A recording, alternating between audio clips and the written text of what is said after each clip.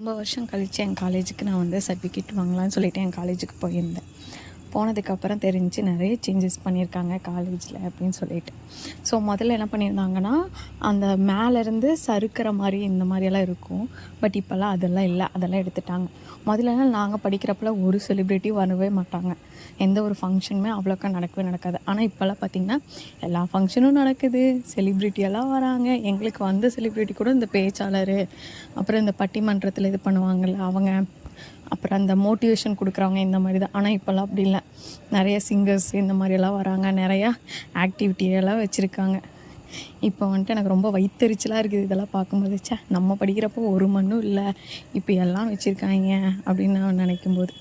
அதே மாதிரி அந்த எங்களோட ஹாப்பி மூமெண்ட்ஸ் எல்லாம் வந்துட்டு அப்படியே வந்துட்டு போச்சு.